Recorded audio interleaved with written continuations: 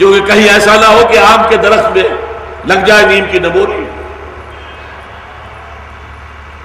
اب اس سے اوپر کی سطح پر ہے، انسانی اعتبار سے بلند ترین سطح کیا ہے؟ جہاد فی سبیل النظریہ والنظام، کسی نظریے اور نظام کے لیے جد و جہد کرنا۔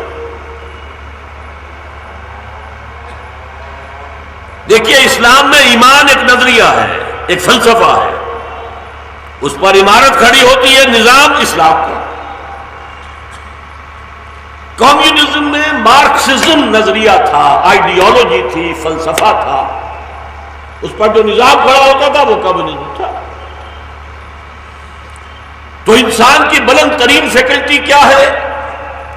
قوت فکری، نظری، سوچ، بچار۔ اب جس نے یہ سمجھا صدق دل سے کہ انسانوں کے لیے بہترین عادلانہ نظام کمیونزم کا ہے اور صحیح ترین فلسفہ مارکسزم کا ہے، اب اس کے لیے جد و جہد کر رہا ہے، جان کھپا رہا ہے، مال کھپا رہا ہے، جیلوں میں جا رہا ہے۔ یہ سب جہاد ہے کس لیے؟ زار کی فوجوں کے سامنے کھڑے ہو کر اور گریبان کھول کر گولی کھا رہا ہے۔ یہ جہاد اور مجاہدہ ہے فی سبیل النظریہ والنظام۔ نظریہ اور نظام یوں پیوست ہے، ایک نظریے پر ایک نظام بنے گا، دوسرے نظریے پر دوسرا نظام بنے گا۔ تو جہاد فی سبیل نظریہ اور نظام۔ اور میں نے ذرا ابھی آپ کے سامنے بات جو ہے وہ دائرہ اسلام سے باہر کی مثال دے دی تاکہ بات واضح ہو جائے۔ اسلامی اصطلاحات کا ہمارے ذہنوں میں کوئی تصور محدود قائم ہو گیا ہے، محدود ہی نہیں، پرورٹڈ ہے، مس شدہ۔ جیسے جہاد کی بات میں نے کی، جہاد کے معنی جنگ، جبکہ قرآن میں مستقل اصطلاح جنگ کے لیے موجود ہے، قتال فی سبیل اللہ، تو کیوں گڑبڑ کر رہے ہو؟ تو جہاد نظریہ اور نظام کے راستے میں اپنے نزدیک جو نظریہ صحیح ترین ہے اس کا فروغ، اس کو پھیلانا، یہ تو انسان کی خیر خواہی ہے۔ تم گمراہی میں پڑے ہوئے ہو، تم مظلوم ہو، سرمایہ دار تمہارا خون چوس رہے ہیں، اٹھو اٹھو، میری دنیا کے غریبوں کو جگا دو، کاخے امرا کے در و دیوار ہلا دو۔ ایک نظریہ تھا، ہیوز اور ہیو ناٹس، ٹکراؤ ان کو آپس میں، ان کے محل گرا دو، ان کے تخت اڑا دو، گرا دو، الٹ دو۔ ایک کمیونسٹ ریاست قائم کرو۔ اگر سچا نظریہ ہے تو جہاد لازماً پیدا ہوگا۔ کیسے یہ ہوگا؟ سچا ہو اور جھوٹ موٹ کا مارکسسٹ بنا پھرتا ہو اور سرمایہ داروں سے دوستی گاٹھتا ہو، ان سے ماہانہ وظیفہ لیتا ہو، تو آپ کہیں گے منافق ہے، بے ایمان آدمی ہے۔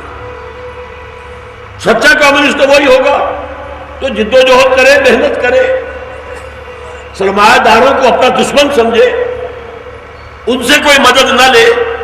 سچا کمیونسٹ تو وہ ہوگا۔ اگر یہ مارکسزم پلس کمیونزم کی بات سمجھ میں آ گئی، اب آئیے اسلام کی راہ میں جہاد، اللہ کی راہ میں جہاد، وہ نظریہ زندگی جس کا نام ایمان ہے، جس پر گفتگو ہو چکی ہے۔ اس کائنات کے بارے میں اور انسان کی حقیقت اور زندگی کی حقیقت کے بارے میں جو کچھ قرآن نے بتایا، اس کو پھیلاؤ، اس کو عام کرو۔ انسان گمراہی میں ہے، بھٹک رہے ہیں، اندھیروں میں ٹھوکریں کھا رہے ہیں، یہ نظریہ عام کرو، پھیلاؤ، اور اس نظریے کی بنیاد پر ایک نظام قائم ہوتا ہے جس کا نام ہے اسلام۔ اس نظام کو قائم کرو۔ یہ جد و جہد، یہ جہاد، ظاہر بات ہے کہ نظریہ آپ ہی کا تو نہیں، نظریہ کسی اور کا بھی ہے۔ نظریے کا نظریے سے ٹکراؤ ہوگا کہ نہیں؟ اسی ملک میں آپ اسلام کے لیے جد و جہد کر رہے ہیں، کمیونسٹ یہیں پر موجود ہیں، وہ اس کے لیے جد و جہد کر رہے ہیں، ٹکراؤ ہوگا کہ نہیں؟ حضور اور صحابہ توحید کے لیے جد و جہد کر رہے تھے، مشرکین مکہ شرک کے لیے، اپنے جھوٹے معبودوں کے لیے جہاد کر رہے تھے، وہ بھی مجاہد تھے، لیکن مجاہد فی سبیل الطاغوت، یہ کون تھا؟ مجاہد فی سبیل اللہ۔ اسی لیے قرآن میں 2 جگہ آیا ہے، جو نوجوان تھے اور ایمان لے آئے حضور پر، اب والدین کا ان پر پریشر ہے، دیکھو ماں کہتی ہے میری کوکھ سے پیدا ہوئے ہو، میں نے 9 مہینے اپنے پیٹ میں تمہیں رکھا، 2 سال تمہیں دودھ پلایا، آج میرا نظریہ چھوڑ کر محمد کے ساتھ ہی ہو گئے، دباؤ پڑ رہا، واپس آؤ اپنے آبائی دین کے اندر۔ اس کے لیے قرآن میں جہاد کا لفظ ہے، وَوَصَّيْنَا الْإِنسَانَ بِوَالِدَيْهِ حُسْنًا، ہم نے وصیت کی ہے والدین کے بارے میں کہ ان کے ساتھ اچھا سلوک کیا جائے، لیکن وَإِن جَاهَدَاكَ، اگر وہ تم سے جہاد کرے، عَلَىٰ أَن تُشْرِكَ بِي مَا لَيْسَ لَكَ بِهِ عِلْمٌ فَلَا تُطِعْهُمَا، اگر جہاد کریں تم سے اس بات پر کہ تم شریک ٹھہراؤ میرے ساتھ جس کے لیے کوئی دلیل نہیں ہے، تو ان کا کہنا مت مانو، سیدھی سیدھی بات ہے، والدین عزت کرو، ان کی خبرگیری کرو، ان کی خدمت سب کرو، لیکن کہنا مت مانو۔ یہ سورہ عنکبوت میں بھی ہے، پھر سورہ لقمان میں بھی ہے، وہ بھی مجاہد تھے، وہ مجاہد فی سبیل الشرک تھے۔ محمد الرسول اللہ والذین معہ صلی اللہ علیہ وسلم ورضی اللہ عنہ، وہ مجاہدین فی سبیل التوحید تھے، وہ مجاہد فی سبیل الطاغوت تھے، یہ مجاہد فی سبیل اللہ تھے۔ آپ کو شاید آیت یاد آ گئی، علماء کا تو ذہن منتقل ہوا ہوگا، سورہ بقرہ میں آیت الکرسی کے فوراً بعد جو آیت آئی ہے، فَمَن يَكْفُرْ بِالطَّاغُوتِ وَيُؤْمِن بِاللَّهِ فَقَدِ اسْتَمْسَكَ بِالْعُرْوَةِ الْوُثْقَىٰ، جو طاغوت کا کفر کرے اور اللہ پر ایمان لائے، پہلے طاغوت کا انکار ہوگا پھر اللہ کو مانا جائے گا۔ طاغوت سے بھی دوستی ہے، طاغوت کسے کہتے ہیں؟ طغا، جب آپ کہتے ہیں دریا میں طغیانی آ گئی، دریا اپنے حدود سے باہر نکل آیا، دریا کو اپنی موج کی طغیانیوں سے کام، کشتی کسی کی پار ہو یا درمیان رہے اسے کائے کی فکر ہے، ڈوبتی ہے تو ڈوبے، دریا کو اپنی موج کی طغیانیوں سے کام۔ انسان کا طغیان کیا ہے؟ اللہ کے مقابلے میں کھڑا ہو جائے، میری مرضی وہ چلے گی، میں خود اپنے لیے قانون سازی کروں گا، میں خود سوورن ہوں۔ یہ فرد تھا تو فرعون تھا اور نمرود تھا، بادشاہی تھی، اور آج عوامی حاکمیت، غیر اللہ کی حاکمیت کفر ہے، شرک۔ ان الحکم الا للہ۔ ہوا کیا ہے؟ پہلے ایک فرعون کے سر پر ٹنوں گندگی اور نجاست رکھا ہوا تھا، اب آج کیا کیا ہے شیطان نے؟ یہ تولا تولا سب میں بانٹ دو، ایک ایک ووٹ سب کے ہاتھ میں دے دو، نجاست تو نجاست رہے گی، وہ ٹنوں میں ہو یا تولوں ماشوں میں ہو۔ آج کی سب سے بڑی نجاست کیا ہے؟ عوامی حاکمیت، ہم ہیں حاکم، ہم اپنے نمائندوں کے ذریعے سے جو چاہیں گے قانون بنائیں گے، ہم 2 مردوں کی شادی کو لیگلائز کریں گے، رجسٹر کریں گے، ایک مرد شوہر ہوگا ہمارے نزدیک قانون میں، اور ایک مرد بیوی کے حق میں درجے میں ہوگا۔ ہو رہا ہے؟ کوئی ان سے پوچھے فطرت کے خلاف، اخلاق کے خلاف، کدھر جا رہے؟ دنیا جا کدھر رہی؟ ہومو سیکسولیٹی، ابھی جو چند سال پہلے کانفرنس ہوئی تھی، Beijing +5 conference under the auspices of United Nations Organisation, General Assembly میں کانفرنس ہوئی تھی، اس میں طے ہوا ہے ویمن لب کے سلسلے میں، عورتوں کی آزادی کے سلسلے میں، نمبر 1 عصمت فروشی کو بھی ایک باعزت پیشہ قرار دیا جائے۔ ان کے لیے نام نیا تجویز کیا گیا، سیکس ورکرز،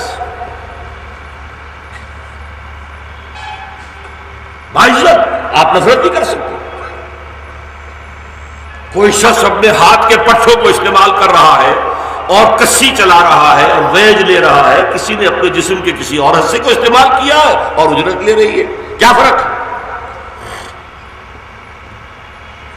اور ہومو سیکسولیٹی کو نارمل اورینٹیشن مانا جائے، یہ کوئی اب نارمل شے نہیں ہے۔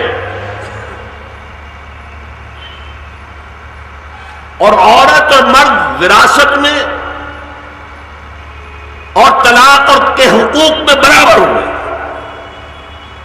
ابھی میں تفصیل میں نہیں جا سکتا، اس کا نام پتہ کتنا حسین نام رکھا گیا اس پروگرام کا، the social engineering programme of the United Nations Organisation. ایک نیا معاشرہ تعمیر کرنا ہے تو پہلے پرانے معاشرے کی جڑیں کھودیں گے تو بنے گا نا دوسرا، ساری پرانی اقدار کو دفن کریں گے تو دوسری اقدار آئیں گی۔ گفت رومی ہر بنائے کوہنا کا بادہ کلن، تو نہ دانی اولا تعمیر را ویرا کلن۔ رومی نے کہا ہے کہ کسی بھی پرانی عمارت کو آپ بنانا چاہیں نئی ماڈرن، تو تم جانتے نہیں کہ پہلی کو گرانا پڑتا ہے تب بنتی ہے، یوں ہی نہیں بنتی ہے۔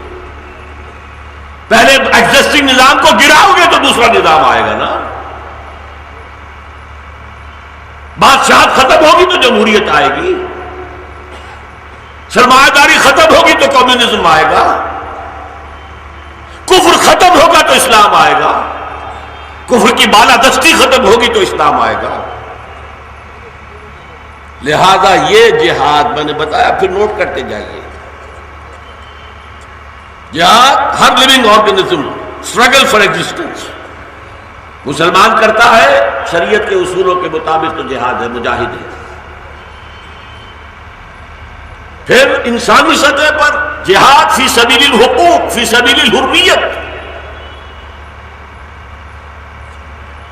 مسلمان کرتا ہے اور اپنے اسلامی اصولوں کے تحت کرتا ہے، تو اس کا ایک ایک لمحہ جو ہے جہاد میں گزر رہا ہے، اور جان اگر دے رہا ہے تو وہ شہید ہوگا۔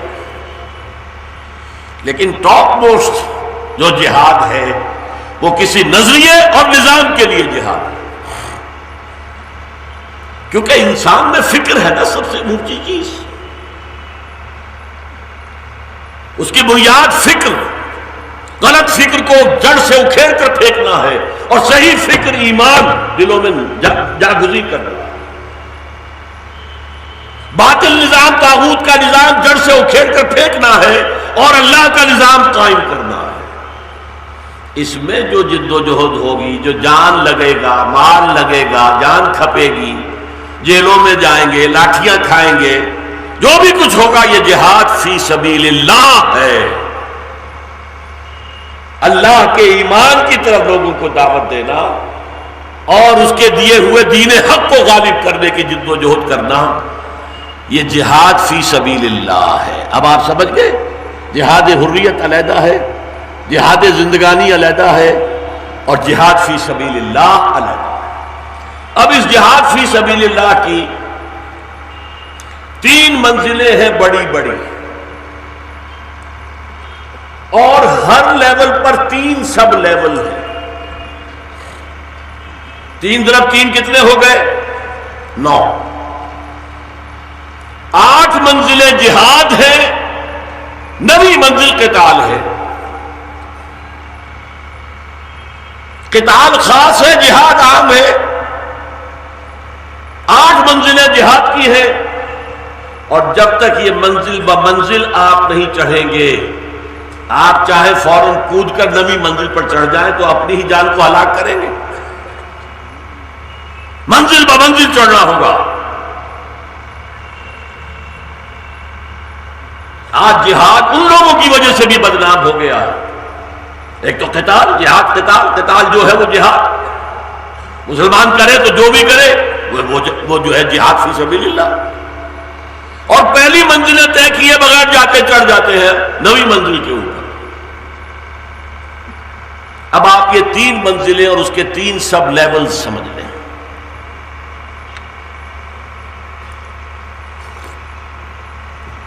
پہلی منزل ہے خود مسلم بننا حقیقی معنی میں. ایمان آپ کے دل میں داخل ہو گیا، ٹھیک، لیکن آپ کے جسم میں آپ کا نفس امارہ بھی ہے نا، اس کی خواہشات ایمان کے تقاضوں سے ٹکراتی ہیں، جسے فرائڈ کہتا ہے اِڈ یا لیبیڈو. یہ آپ کے اینیمل انسٹنکٹس ہیں، حیوانی تقاضے ہیں. یہ حیوانی تقاضے جو ہیں یہ اندھے بہرے ہیں، انہیں اپنی سیٹسفیکشن درکار ہے، حلال حرام سے واقف نہیں ہے. بھوک لگی ہے، کھانے کو ملنا چاہیے، حلال ہے یا حرام ہم نہیں سوچتے ہی نہیں. جنسی جذبہ بیدار ہو گیا ہے، اس کی تسکین چاہیے، حلال حرام کی کوئی فرق نہیں. تو کل میں نے آپ کو لطیفہ سنا دیا تھا، ہٹے ہائے ہوتی رہے رام لال، کیا حرام اور کیا حلال کی رٹ لگا رکھی ہے. یہ ہے کشاکش اندرونی جو باہر نظر نہیں آتی.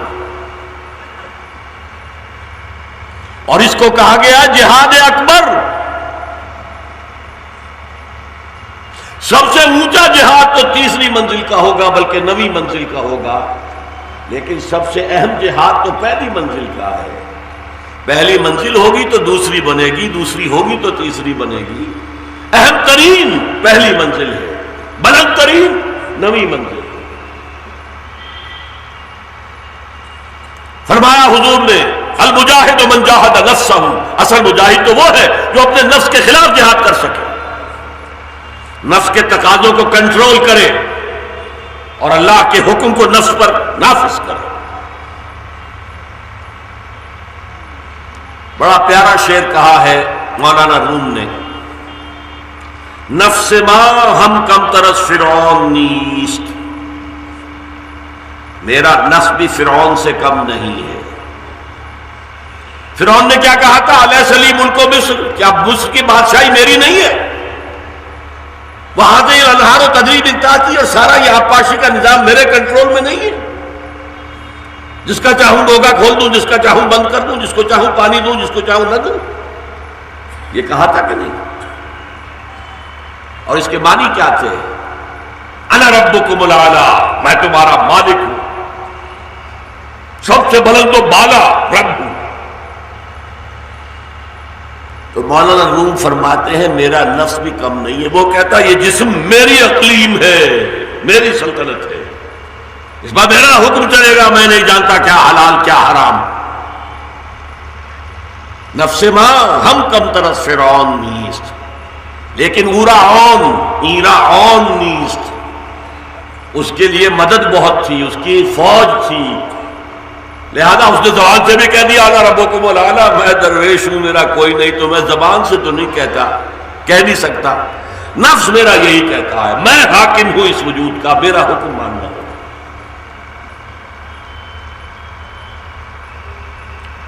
ایک اور حدیث میں آتا ہے، پوچھا گیا حضور سے ای الجہاد افضل یا رسول اللہ، اللہ کے رسول سب سے افضل جہاد کون سا ہے؟ دیکھیے اعلیٰ نہیں کہا، سب سے بلند ترین نہیں کہا، افضل. فرمایا ان تجاہد نفسک فی طاعت اللہ، سب سے افضل جہاد یہ ہے کہ اپنے نفس کے خلاف جہاد کرو، اسے اللہ کا مطیع بناؤ.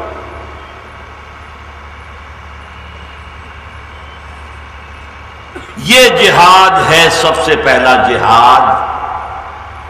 اس کے ساتھ 2 جہاد اور ہیں، اس پہلی منزل میں 2 لیول اور.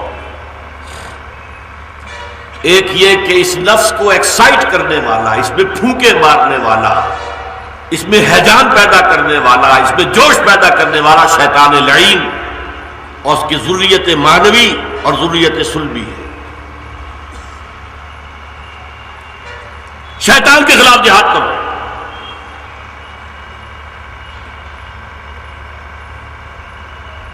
قرآن میں ہے سورہ کہف میں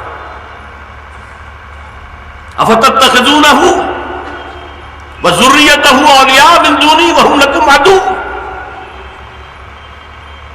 تم اس شیطان کو اور اس کی ذریت کو اپنا دوست بنائے ہوئے ہو، مجھے چھوڑ کر اس کی دوستی.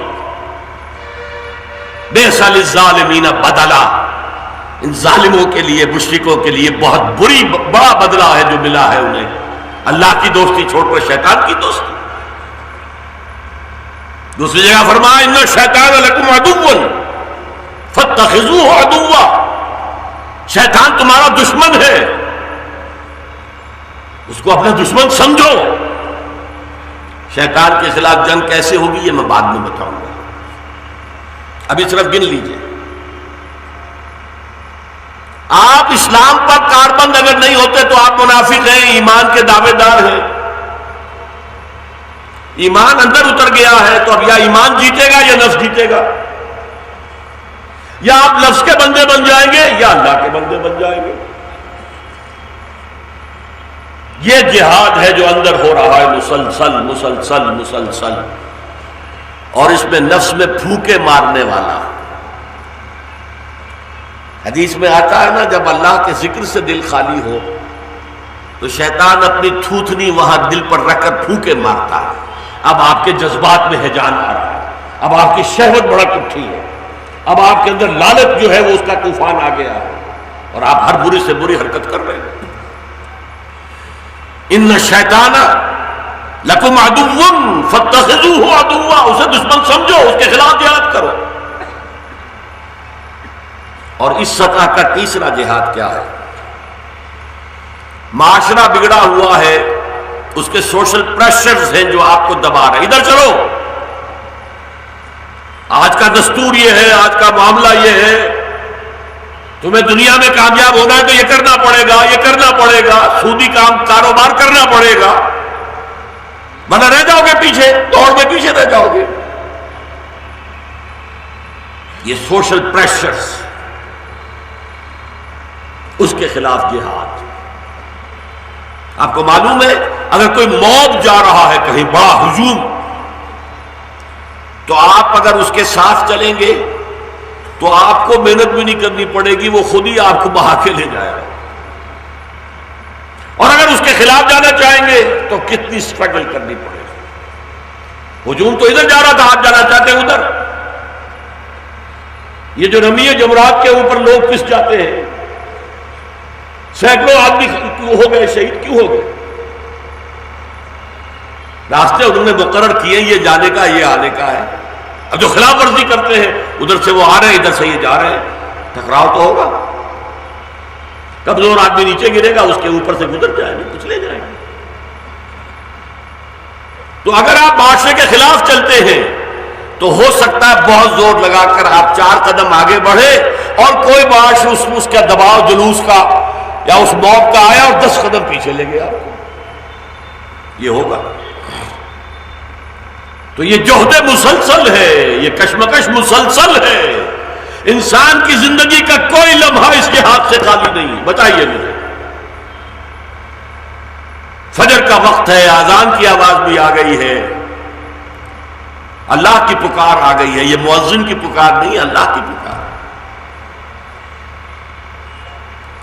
زبان سے مؤذن کے نکل رہی ہے تو پکار اللہ کی.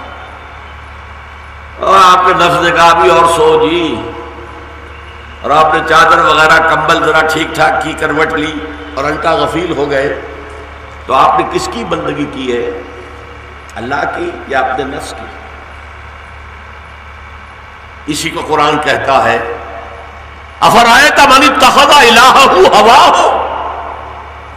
تم نے دیکھا اس شخص کو جس نے اپنی خواہش نفس کو اپنا معبود بنا لیا. نام عبداللہ ہے، عبد النفس.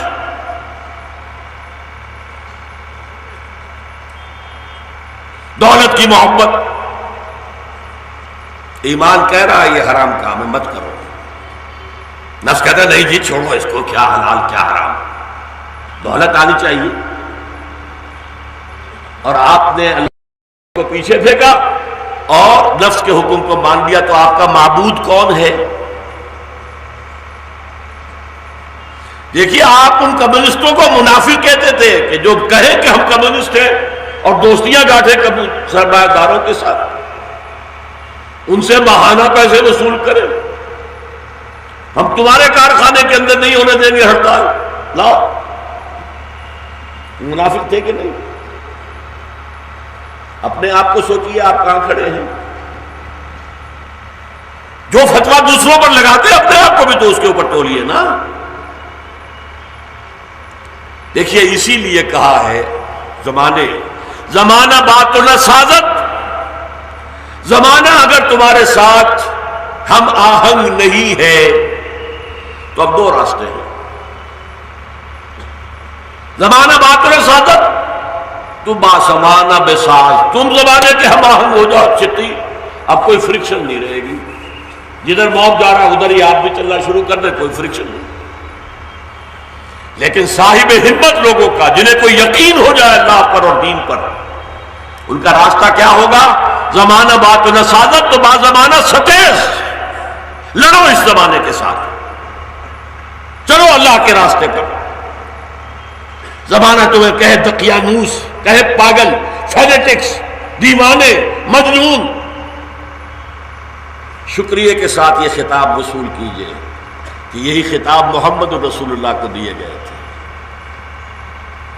انک لمجنون یا ایھا الذی نزل علیہ الذکر انک لمجنون، اے وہ شخص جو دعوے دار ہے کہ اس پر وحی نازل ہوئی ہے، الذکر اترا ہے، ہم تو تمہیں پاگل سمجھتے ہیں۔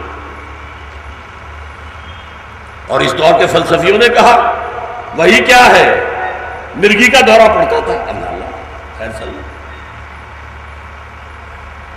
ہیلوسینیشنز ہوتے ہیں انسان کو، کوئی چیز نظر آ رہی ہے نہیں، کوئی آوازیں کان میں آ رہی، کوئی آواز ہے نہیں، ہیلوسینیشنز۔ یہ ہیلوسینیشنز تھے، یہ فٹس تھے۔ نقل کفر کفر نہ باشد، تو 3 جہاد ہو گئے پہلی منزل کے۔ جہاد خلاف النفس، اپنے نفس سے امارہ جو آپ کے وجود میں ہے، ایڈ اور لیبیڈو، جس کو قرآن کہتا ہے ان النفس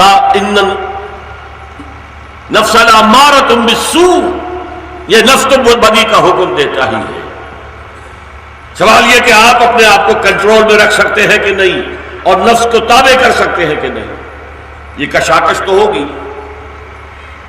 اور 2 چیزیں اور ہو گئی، شیطان اور اس کی ذریت سلبی و مانوی کے خلاف جہاد،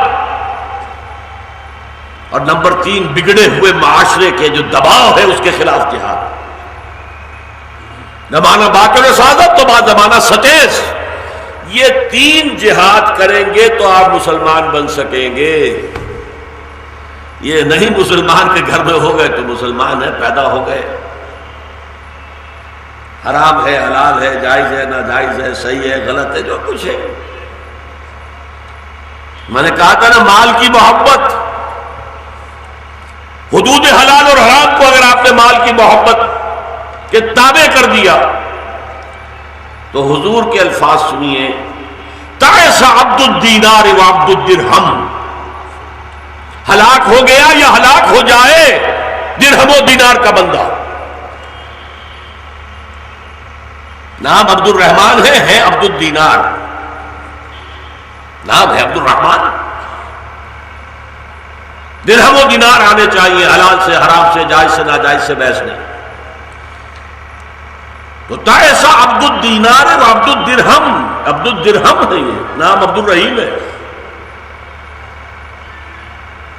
اور یہ عبد الرحمن اپنے آپ کو کہلاتے ہیں، یہ عبد الدینار ہے۔ تعسا بد دعا ہے یہ، تعسا ہلاک ہو جائے۔ میں ایک بات کہا کرتا ہوں، ہندو لکشمی دیوی کو کیوں پوجتا ہے؟ دولت کی دیوی ہے، جس پر کوئی کرپا کرے گی دولت آئے گی۔ ہم نے صرف یہ کیا ہے، ہٹاؤ جی مورتی کو، ہم براہ راست دولت کو پوج لیتے ہیں۔ وہ مورتی کو دولت کے لیے پوج رہے ہیں، ہم نے اس کو ہٹایا۔ اور کہا دولت کے کو پوجو سیدھے سیدھے، خامخواہ بیچ میں ایک دیوی کو لے آئے۔ تو جہاد کی پہلی منزل یہ ہے اور اہم ترین منزل یہ ہے۔ اب آگے چلیے، اگر آپ نے اپنے نفس کو سر کر لیا، فتح کر لیا، اگر آپ شیطان سے بھی بازی جیت گئے، معاشرے کے پریشرز کو بھی ریزسٹ کر گئے، تین کام کر گئے، اب یہ اسلام آپ کے وجود سے باہر نکلنا چاہیے۔ ابھی تک تو اندر ہی تھی کشاکش، جہاد اندر تھا جو نظر نہیں آتا، اب جہاد خارج میں آئے گا۔ غلط نظریات کے خلاف جہاد کرو، مادہ پرستی کے خلاف کرو، بت پرستی کے خلاف کرو، دولت پرستی کے خلاف کرو۔ اس کا کیا نام ہے؟ دعوت و تبلیغ۔ اس دعوت و تبلیغ میں پیسہ بھی لگے گا، جان بھی کھپے گی۔ آپ دعوت کیسے دیں گے اگر آپ جانتے ہی نہیں دین کو؟ وہ پٹھان کا لطیفہ ہمارے یہاں مشہور ہے، کسی ہندو بلیے کی گردن پر تلوار رکھ دی، خوب پڑھو کلمہ۔ انہوں نے کہا اچھا خان صاحب پڑھاؤ، وہ کلمہ تو ہم کو بھی نہیں آتا۔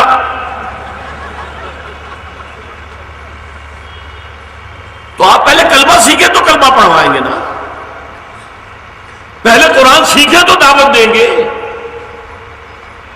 قرآن کی تبلیغ کریں گے۔ حضور فرماتے ہیں بلغوا انی ولو آیۃ، پہنچاؤ میری جانب سے چاہے ایک ہی آیت پہنچاؤ۔ میری امت کا کوئی فرد بھی اس دوسرے درجے کے جہاد سے اپنے آپ کو بری نہ سمجھے۔ ہم نے کیا کیا؟ مولویوں کا کام ہے، علماء کا کام ہے۔ خود علماء غلطی کرتے ہیں، تم نہیں کر سکتے یہ کام، تم نے 16 علوم تو پڑھے نہیں، کہاں سے آ گئے ہو؟ نہیں بھائی، آپ کے 16 علوم، 14 علوم، 18 علوم، 20 علوم یہ مفتی بننے کے لیے، اور صحیح ہے یہ بات، مفتی کوئی نہیں بن سکتا بغیر اس کے۔ اور یہ جو تعلیم آپ دیتے ہیں مدرسوں میں، یہ اصل میں ہے کیا؟ ان میں قرآن پر تو زور ہے ہی نہیں، ساری زور فقہ پہ، اصول فقہ پہ ہے یا حدیث پہ ہے۔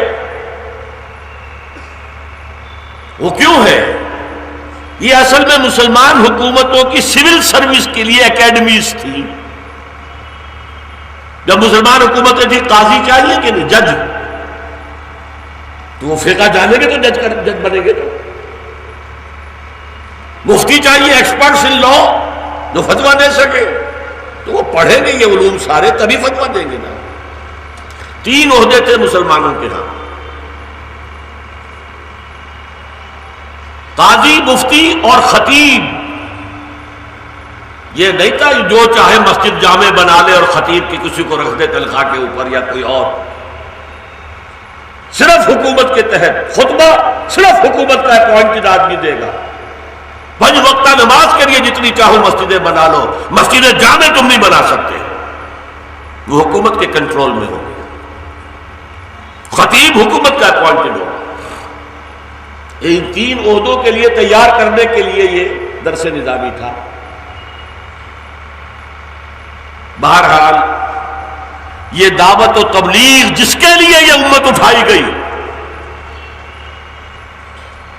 حضور صرف عربوں کے لیے نہیں آئے تھے، پوری دنیا کے لیے آئے تھے۔ وَمَا أَرْسَلْنَاكَ إِلَّا كَافَّةً لِلنَّاسِ بَشِيرًا وَنَذِيرًا۔ اے محمد، ہم نے آپ کو نہیں بھیجا ہے صلی اللہ علیہ وسلم مگر تمام انسانوں کے لیے بشیر اور نذیر۔ تو تمام انسانوں تک دعوت تو حضور نے نہیں پہنچائی۔ کیا آپ چین تشریف لے گئے تھے؟ کیا آپ ہندوستان میں آئے تھے؟ وہ 100 کروڑوں کی آبادی تو ہوگی ہی۔ کیا آپ افریقہ گئے تھے؟ کیا آپ یورپ گئے تھے؟ تو ساری دنیا کے لیے اب کون کرے گا؟ یہ امت میں ہم نے آپ کے حوالے کر دی ہے محمد صلی اللہ علیہ وسلم۔ کنتم خیر امت اخرجت للناس، تم وہ بہترین امت ہو جسے دنیا والوں کے لیے برپا کیا گیا ہے۔ ذرا نوٹ کیجئے، تم دنیا کی قوموں کی طرح ایک قوم نہیں ہو،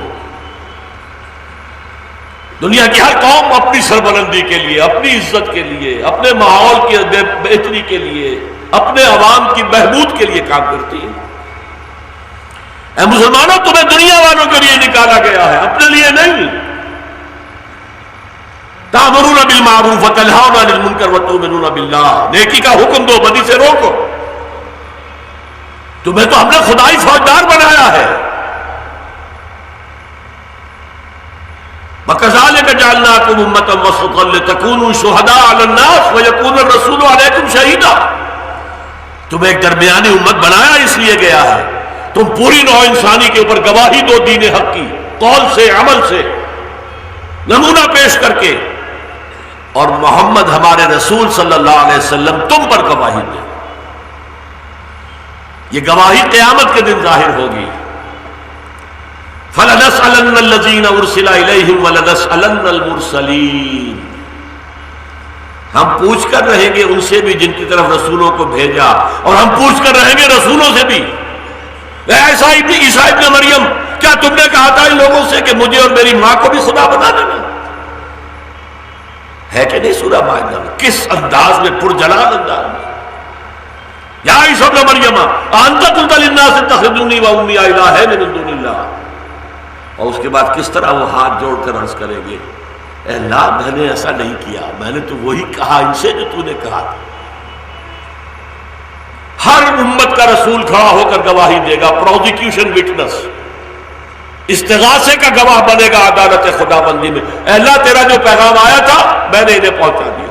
Now they are responsible, they are accountable, they can't plead ignorance۔ یہ نہیں کہہ سکتے کہ انہیں بتایا نہیں گیا۔ دیکھیے اس دن چونکہ حضور کو بھی کھڑے ہو کر یہی گواہی دینی ہوگی۔ فَكَيْفَ إِذَا جِئْنَا مِن كُلِّ أُمَّةٍ بِشَهِيدٍ وَجِئْنَا بِكَ عَلَى هَؤُلَاءِ شَهِيدًا۔ اسی لیے حضور نے دنیا سے رخصت ہونے سے قبل امت سے گواہی لے لی۔ حجۃ الوداع کا خطبہ بہت مشہور، بہت معروف، اس میں حضور نے اپنی دعوت کے اہم نکات کو دوبارہ اثر نو اجاگر کیا۔ دیکھو عورتوں کے حقوق کا لحاظ رکھنا، دیکھو غلاموں کے حقوق کا خیال رکھنا، اور آخر میں سوال کیا الا هل بلغت، میں نے پہنچا دیا کہ نہیں؟ اور اس خطبے کی شان کیا تھی؟ 1.25 لاکھ کا مجمع تھا۔ آج 1400 سال کے بعد یہ تو 20-30 لاکھ ہی آدمی ہوتے ہیں۔ آج سے 14 برس عرب کی آبادی کتنی ہوگی؟ 1.25 لاکھ، 1,24,000۔ پھر لاؤڈ سپیکر نہیں، خطبہ کیسے دیا گیا؟ تھوڑے تھوڑے فاصلے پر لوگ کھڑے تھے، جیسے مکبر ہو جاتے ہیں۔ لاؤڈ سپیکر نہ ہو، جماعت کرانی ہے تو مکبر ہوتے ہیں کہ نہیں؟ اور حضور ہر بات کو 3 دفعہ دہراتے، داہنی طرف رخ کر کے آپ نے فرمائی، سامنے رخ کر کے فرمائی، پھر بائیں طرف رخ کر کے 3 دفعہ۔ الا هل بلغت، الا هل بلغت، الا هل بلغت، میں نے پہنچا دیا کہ نہیں؟ اور پورے مجمع نے کہا بیک زبان انا نشهد انك قد بلغت الرسالة واديت الامانة ونصحت الامة وكشفت الغمة۔ ہاں حضور ہم گواہ ہیں، آپ نے حق رسالت ادا کر دیا، حق امانت ادا کر دیا۔ یہ قرآن آپ کے پاس امانت تھا، ہمارے لیے اللہ نے نازل کیا، آپ نے ہم تک پہنچایا، آپ نے امت کی خیر خواہی کا حق ادا کر دیا، اور آپ نے گمراہی کے سارے اندھیرے کے پردے چاک کر دیے۔ اب آپ نے انگشت شہادت سے پہلے آسمان کی طرف اشارہ کیا اور پھر مجمع کی طرف، اللہم اشہد، اللہم اشہد، اللہم اشہد، اے اللہ گواہ رہے، یہ مان رہے کہ میں نے پہچان لیا۔ This was the sigh of relief، میرے کندھے پر بہت بڑا بوجھ آیا تھا۔ خود سورہ مزمل میں کہہ دیا تھا انا سنلقی علیک قولا ثقیلا، بہت بھاری بول ڈالنے والے ہیں آپ پر۔ اے اللہ آج وہ بوجھ اتر گیا، یہ مان رہے ہیں کہ میں نے حق کی تبلیغ ادا کی۔ یہی سوال ہم سے کیا جائے گا۔ تم امتی بنے پھرتے تھے، تم شفاعت کے امیدوار تھے، آخر میں حضور نے کیا فرمایا اس خطبے کے؟ فَلْيُبَلِّغِ الشَّاهِدُ الْغَائِبَ۔ اب یہ بوجھ میرے کندھوں سے اتر کر تمہارے کندھوں پر آ گیا، اب پہنچاؤ اس پیغام کو چہار دانگے عالم تک۔ اب ہم سے پوچھا جائے تم نے پہنچایا؟ ورنہ نوع انسانی استغاثہ کرے گی، اے اللہ یہ ناہنجار ہے جو تیری کتاب پر اور تیرے رسول کی سنت پر خزانے کا سانپ بن کر بیٹھے رہے۔ سانپ خزانے سے فائدہ نہیں اٹھا سکتا لیکن کسی کو پاس بھی نہیں آنے دے گا۔ یہ لوگ خزانے کے سانپ رہے، نہ انہوں نے اس ہدایت سے خود فائدہ اٹھایا نہ ہم تک پہنچائی، تو مجرم یہ ہیں، ہم نہیں ہیں۔ کیا بیتے گی اس دن؟ سوچ لیجئے۔ فخر کرنا امتی ہونے پر اپنی جگہ ہے، لیکن اس کی رسپانسبلٹیز کیا ہے، اس کی ذمہ داریاں کیا ہیں؟ دیکھو میں نے پہنچایا، گالیاں سنی، پاگل کہلوایا، مجنون، شاعر، ساحر، مسحور، کذاب، کیا نہیں کہا گیا؟ کیا پتھراؤ نہیں ہوا میرے جسم اطہر پر؟ کیا 3 سال شیب بنی ہاشم میں نظر بند نہیں رہا میں؟ کیا 3 دن رات غار ثور میں چھپا نہیں رہا میں؟ کیا پھر غزوہ بدر میں، غزوہ احد میں نے قیادت نہیں کی فوج کی؟ کیا غزوہ احد میں مجروح نہیں ہوا؟ تلوار کا ایک وار ایسا پڑا ہے کہ جو خود تھا اس کی کڑیاں آپ کے رخسار مبارک کے ہڈی کے اندر گھس گئی، 2 دندان مبارک شہید ہو گئے۔ اب وہ کڑیاں جو گھس گئی تھی ہڈی میں، ان کو نکالنے کے لیے ایک صحابی نے دانتوں سے پکڑ کر کھینچا، ان کے دانت نکل گئے، کڑیاں نہیں نکلی۔ پھر جیسے تیسے کر کے نکالی گئی تو خون کا فوارہ آیا، اتنا خون بہہ گیا کہ آپ بے ہوش ہو گئے، خبر اڑ گئی کہ حضور کا انتقال ہو گیا۔ کون سے مرحلے مجھ پر نہیں آئے، کیسی بھوک نہیں میں نے اور میرے ساتھیوں نے برداشت کی، کیا پیٹوں پر پتھر ہم نے نہیں باندھے تھے غزوہ احزاب میں؟ کس لیے؟ اللہ کا دین پھیلانے کے لیے اور اللہ کے دین کو قائم کرنے کے لیے۔ تم میرے امتی، میری شفاعت کے امیدوار، تم نے کیا کیا؟ یہ بہت نازک ذمہ داری ہے، لیکن ظاہر بات ہے دین کی تبلیغ کے لیے جان اور مال کھپے گا تو دین کی تبلیغ ہوگی، گھر بیٹھے تو نہیں ہو جائے گی۔ اب اس کے بھی 3 لیول ہیں۔ دین کی دعوت و تبلیغ کے لیے جان کھپانا، مال کھپانا۔ جاہدوا فی سبیل اللہ باموالکم وانفسکم، اس کے 3 لیول ہیں۔ سب سے پہلا لیول ہے، ہر سوسائٹی میں ایک طبقہ ہوتا ہے سب سے اونچا، جسے آپ کہتے ہیں intelligentsia, intellectual minority, the brain trust of the society. اور یہ برین ٹرسٹ قوم کا جو دماغ ہوتا ہے، یہ قوم کو کنٹرول کرتا ہے۔ میرا 2.25 من کا وزن کنٹرول کون کر رہا ہے؟ یہ دماغ جو یہاں ہے کھوپڑی کے اندر۔ میری ٹانگیں لے کر چل سکتی ہیں، میں کبھی دوڑ بھی سکتا تھا، اب نہیں دوڑ سکتا، لیکن کدھر جانا کدھر نہیں جانا اس کا فیصلہ ٹانگیں نہیں کر سکتی، وہ یہاں ہوتا ادھر جاؤ۔ ہاتھ کسی شے کو پکڑ سکتا ہے، کیا پکڑوں کیا نہ پکڑوں، فیصلہ کہاں ہوگا؟ یہاں۔ کوئی بیچارہ رات کے اندھیارے کے اندر وہ اپنے لیے کچھ ایندھن جمع کر رہا تھا جنگل میں، اس نے سانپ کو سمجھا یہ لکڑی ہے سوکھی ہوئی، لیکن ابھی ہاتھ وہاں تک پہنچا نہیں تھا، آنکھوں نے اطلاع دی دماغ کو نہیں وہ ہل رہا ہے، وہ تو سانپ ہے، یہاں سے حکم گیا اور ہاتھ رک کے پیچھے آ گیا. تو سارا کنٹرول یہاں ہو رہا ہے. ہمارا پورا جسم اس کے تابع ہے. بھاگ دوڑ ہم کر سکتے ہیں، عوام بھاگ دوڑ کر سکتے ہیں، نعرے لگا سکتے ہیں، سب کچھ کر سکتے ہیں، لیکن کس چیز کے لیے کریں کس چیز کے لیے نہ کریں وہ یہاں فیصلہ ہے. تو سب سے پہلے اگر آپ معاشرے کے اندر عمومی تبدیلی چاہتے ہیں تو you have to address the elite of the society, the intelligentsia of the society, the brain trust of the society. ورنہ عوام میں کچھ بات ہو جائے گی، کوئی 150 آدمی مسلمان ہو جائیں گے. امریکہ میں ہو رہے ہیں افرو امریکنز، وہ کالے جو ہیں دبے ہوئے ہیں، پسے ہوئے ہیں، وہ جیلوں میں ہوتے ہیں، وہاں جیلوں میں تبلیغ کرتے ہیں کچھ لوگ، جا کر وہ مسلمان ہو جاتے ہیں. پھر ان کی مدد بھی ہو جاتی ہے، سعودی ایمبیسی مدد کر رہی ہے، فلاں ایمبیسی مدد کر رہی ہے. اور میں یہ کہا کرتا ہوں کہ پہلے 1.5 ارب 150 کروڑ زیرو دنیا میں موجود ہے مسلمان. 100 200 1000 2000 زیرو اور جمع کر دو گے تو کیا بن جائے گا؟ تو زیرو ہے. لہذا سب سے پہلے یہ 3 لیول ایک آیت میں آئے ہیں. سورہ نحل کے آخر میں ادعو الی سبیل ربک بالحکمت والموعظۃ الحسنۃ وجادلھم باللتی ہی احسن.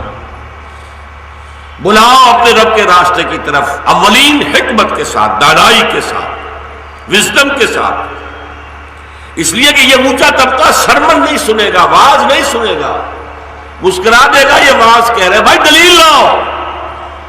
وہ دلیل مانگتے ہیں. قل ہاتوا برہانکم ان کنتم صادقین. جب قرآن جو ہے مشرکوں سے دلیل مانگتا ہے تو مشرکوں کو حق نہیں ہے تم دلیل لاؤ. یہ جو انٹلیکچوئل ایلیٹ ہے ان کے دماغوں میں بڑے بڑے خناس بھرے ہوئے ہیں. کسی کے دماغ میں ڈارونزم ڈیرا ڈال رکھا، انسان ہے ہی حیوان اور کچھ ہے ہی نہیں. کسی کے دماغ میں مارکسزم ڈیرا لگائے بیٹھا، اصل شاید تو مادی ضروریات ہے، پیٹ ہے اصل تو. کسی کے دماغ میں فرائیڈزم بیٹھا ہے، اصل شاید تو شہوت ہے. کسی کے دماغ میں ایڈلر کا فلسفہ ہے، اصل شاید جو ہے حب تفوق ہے، دی ارج ٹو ڈومینیٹ وغیرہ وغیرہ. کسی کے دماغ میں لاجیکل پوزیٹیوزم ہے، کسی کے دماغ میں ایگزسٹنشلزم ہے. جب تک آپ ان پردوں کو چاک نہیں کریں گے ان کے دل تک رسائی نہیں ہو سکتی. ان کے دل اور دماغ، ان کے درمیان یہ پردہ ہے. ان کے دماغ کو سیٹسفائی کریں گے تو دل تک بات جائے گی، ورنہ نہیں. اور ان کے دماغ کو سیٹسفائی کرنا آسان کام نہیں. آپ جدید ترین نظریات کا مطالعہ کریں گہرائی میں اتر کر، اس میں حق و باطل کے اجزاء کو علیحدہ کریں. کوئی نظریہ خالص باطل نہیں ہے، کچھ نہ کچھ حق ہے.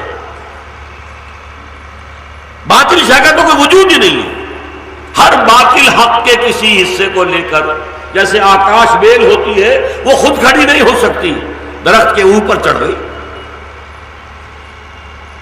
تو باطل کو ایک کور چاہیے حق کا، اس کے گرد اپنا تانا بانا بنتا ہے. آپ اگر ٹوٹلی ریجیکٹ کر دیں گے تو آپ کا نقصان ہے. ہاں اس کو علیحدہ کیجئے، یہ اس میں حق ہے، یہ باطل ہے. حق کا حق ہونا ثابت کریں جس کو قرآن کہتا ہے احقاق حق، اور باطل کا باطل ہونا ثابت کریں جسے قرآن کہتا ہے ابطال باطل. تب کہیں جا کر آپ اس انٹلیکچوئل ایلیٹ کو اپیل کر سکتے ہیں، ورنہ نہیں. ظاہر بات ہے ایک طرف جدید نظریات کے اندر ہائی پروفیشنسی حاصل ہو، دوسری طرف قرآن کی گہرائی میں اترا ہوا ہو انسان. یہ کوئی پارٹ ٹائم جاب ہے. ہمہ وقت ہمہ تن ہمہ وجوہ نہیں لگو گے تو یہ کام نہیں ہوتا. ذہین ترین نوجوان یہ کام کرے، جان کھپ گئی نا، مال کھپ گیا. ٹائم از منی، وقت لگا دیا سارا. آپ کو معلوم ہونا چاہیے جب مارکس اور اینجلز وہ انقلاب آفری کتاب لکھ رہے تھے، داس کیپیٹال، تو مارکس کو فاتح آ رہے تھے. مسافتے جھیلنے پڑیں گے اگر کوئی کریٹو ورک کر رہا ہے. اگر اسلام کی دعوت اس اعلیٰ علمی اور فلسفیانہ سطح پر دینی ہے زندگی پوری کھپانی پڑے گی. یہ جہاد دوسرے لیول کا سب سے اونچا سب لیول. اچھا دوسرا عوام الناس.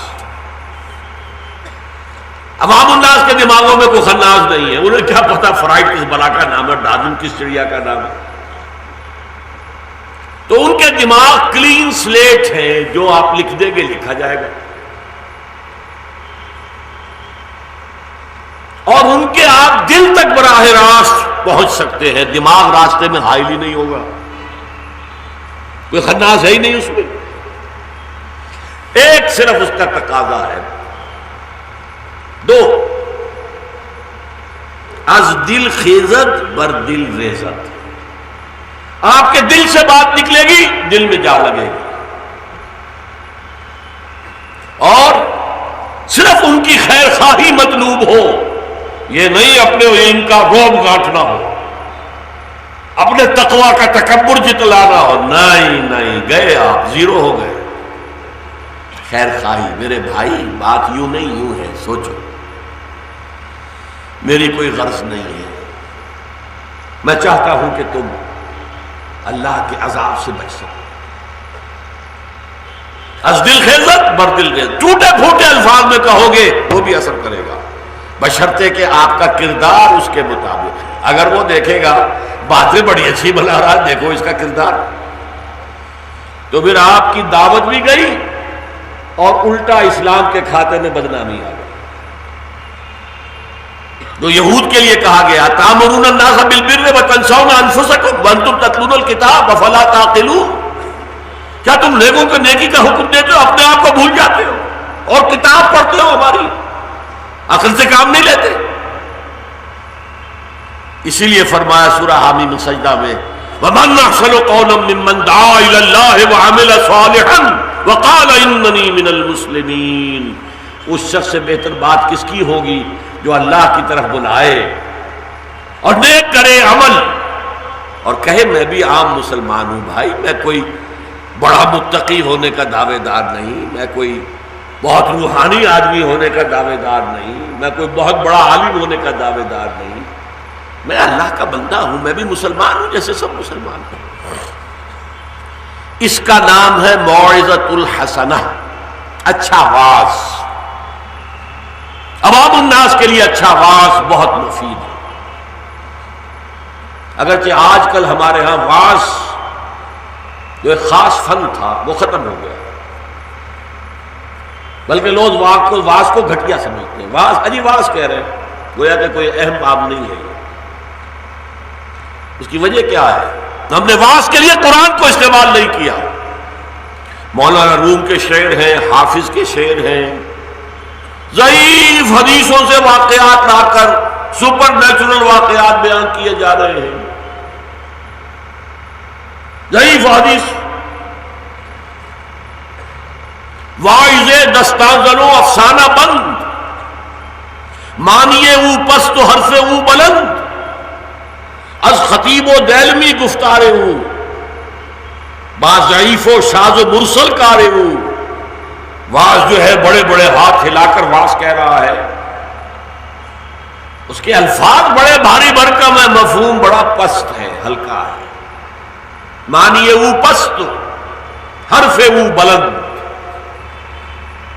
اور از خطیب و دیلمی گفتار, جو ضعیف ترین کتابیں ہیں احادیث کی ان سے لا رہے ہیں واقعات.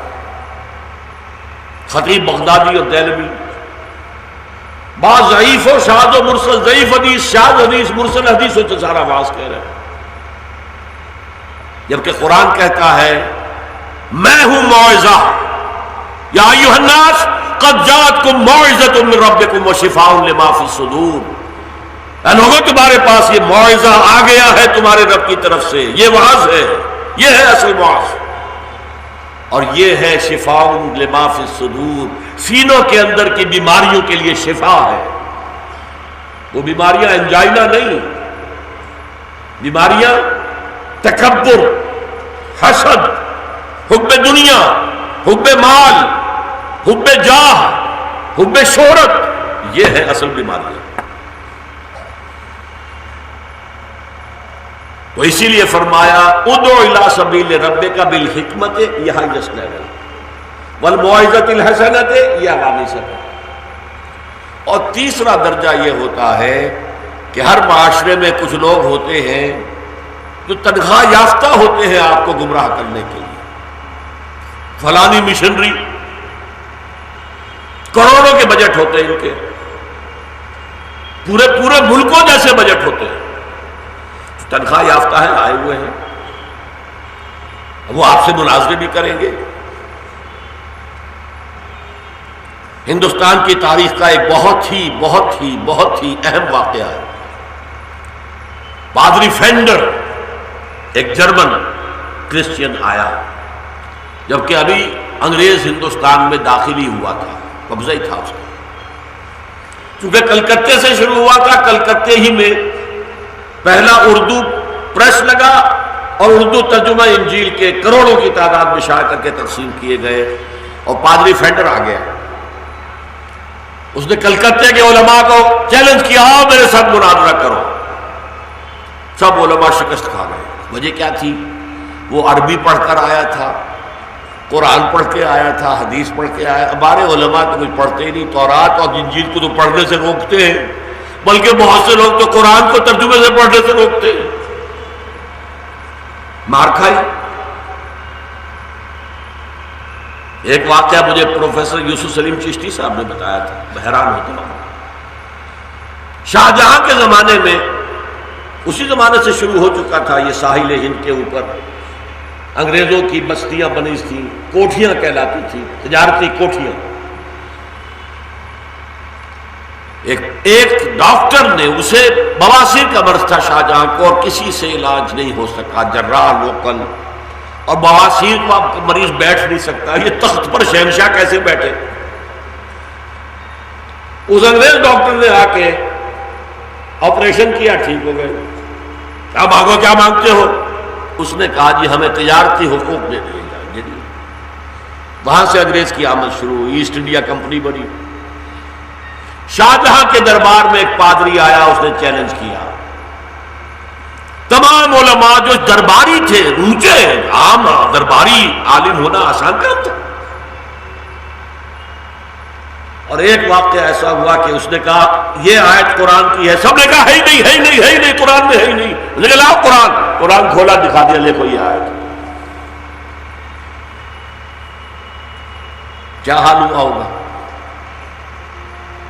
کیوں؟ قرآن پر زور تھا ہی نہیں، زور سارا تھا فقہ پر، میں بتا چکا ہوں۔ قاضی بننا تھا، مفتی بننا تھا، خطیب بننا تھا، مسائل بتانے تھے، لوگوں کو بھی بتانے تھے، پاکی ناپاکی کے مسائل، شادی نکاح طلاق کے مسائل، وہ مسائل پڑھ لیے۔ بہرحال پادری فینڈر نے وہاں سے دورہ شروع کیا، یو پی بہار کے شہروں سے ہوتے ہوئے دلی کی جامع مسجد میں کھڑے ہو کر، اور ہر جگہ جہاں وہ گیا اس نے شکست دی علماء کو۔ دلی کی بادشاہی مسجد جو ہے، دلی کی شاہجہانی مسجد، جامع مسجد، اس کی سیڑھیوں پہ کھڑے ہو کر اس نے اعلان کیا، مسلمانوں میں کلکتے سے چل کر یہاں تک آ گیا ہوں، تمہارے عالموں میں سے کوئی میرا مقابلہ نہیں کر سکا، اب میں پورے انڈیا کے علماء کو چیلنج کرتا ہوں کہ مجھ سے مناظرہ کریں۔ اگر کوئی نہ نکلتا تو سوچئے ہندوستان میں کتنے لوگ عیسائی ہو جاتے، مسلمان۔ انگریز ویسے آ گیا، حکومت اس کے پاس ہے، اس سے ویسے ہی مرعوبیت ہے، زندہ قوم ہے، زندہ قوم کی صلاحیتیں ہیں۔ اب ہمارے مولوی تو مار کھا گئے، پٹ گئے، تو چلو عیسائی ہو جائیں۔ اللہ کا فضل ہوا، کرم ہوا، مولانا رحمت اللہ کیرانوی رحمت اللہ علیہ وہ آئے سامنے، اور انہیں بعض حوالے انگلستان سے کچھ ڈاکٹرز وہاں پر تھے مسلمان، انہوں نے بھیجے بائبل کے بارے میں۔ انہوں نے مناظرے میں شکست دی، پادری فینڈر بھاگ گیا، پھر اس نے جا کے ترکی کے اندر ڈیرا لگایا، وہاں کے سب علماء کو شکست دے دی۔